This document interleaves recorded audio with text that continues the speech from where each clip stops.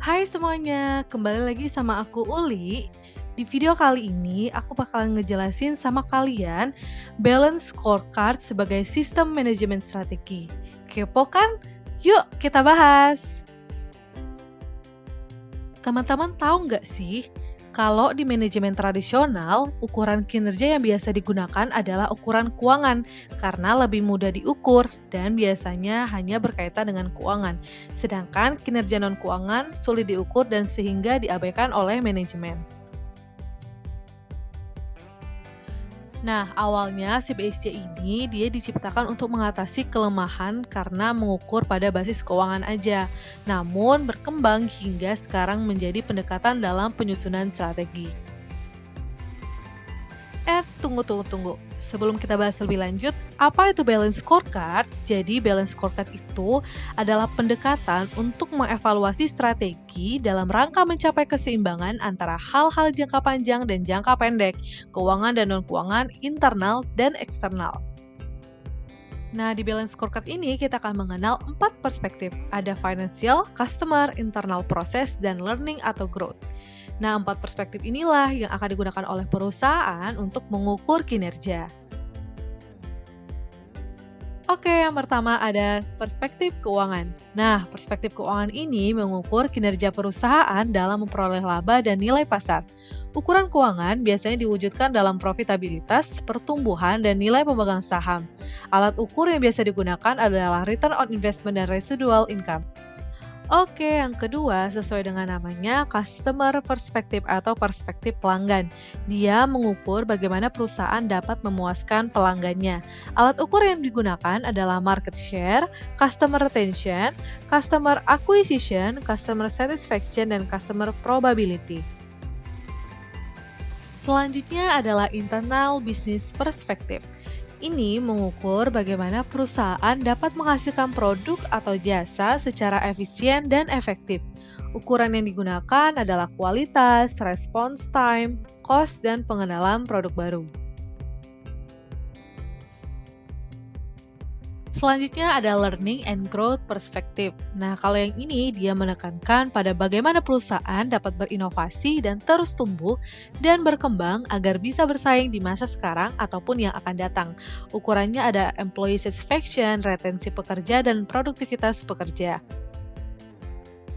BSC sudah berevolusi dari yang asalnya hanya merupakan sistem pengendalian kinerja, sekarang menjadi sebuah sistem manajemen strategi. Nah, karena udah jadi sistem manajemen strategi, BSC memiliki 4 proses manajemen: translating, communication, business planning, dan feedback and learning.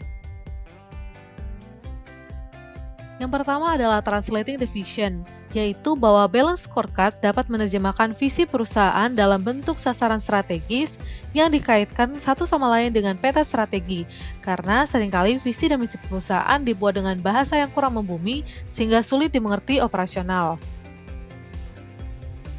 Lalu, proses pembentukan BSC yang melibatkan level operasional merupakan proses komunikasi strategi perusahaan kepada level operasional. Selain itu, level operasional juga dapat mengaitkan strategi perusahaan dengan pekerjaannya sehari-hari.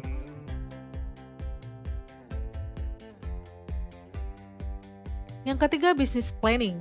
Karena BSC sudah memiliki framework dalam proses budgeting agar dapat terkait dengan strategi. Proses budgeting tetap digunakan karena ini merupakan tools untuk mengalokasikan sumber daya perusahaan yang terbatas. Bedanya, budget yang dibangun dengan framework BSC bukanlah pusat dari pengukuran kinerja. Yang terakhir adalah feedback and learning, bahwa BSC memiliki sistem umpan balik. Strategi bisnis dapat dilihat sebagai hipotesis dari hubungan sebab akibat. Hipotesis tersebut harus diuji, sehingga terjadi feedback apakah strategi yang diformulasikan sudah menghasilkan outcome yang diinginkan atau tidak.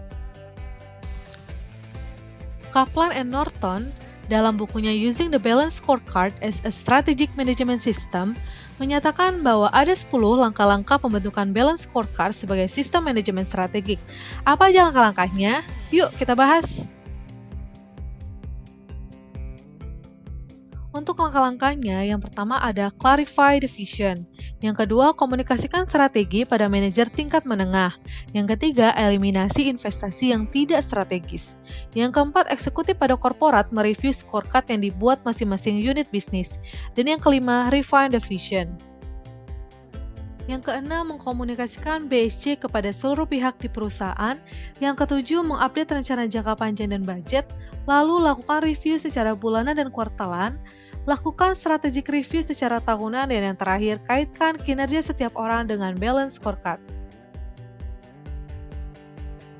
Oke, itu aja sekian review materi balance scorecard dari saya. Makasih buat teman-teman yang udah nontonin sampai akhir. Kalau misalkan teman-teman ada yang pengen ditanyain, langsung tanya aja ya ke kolom komentar. Sampai jumpa!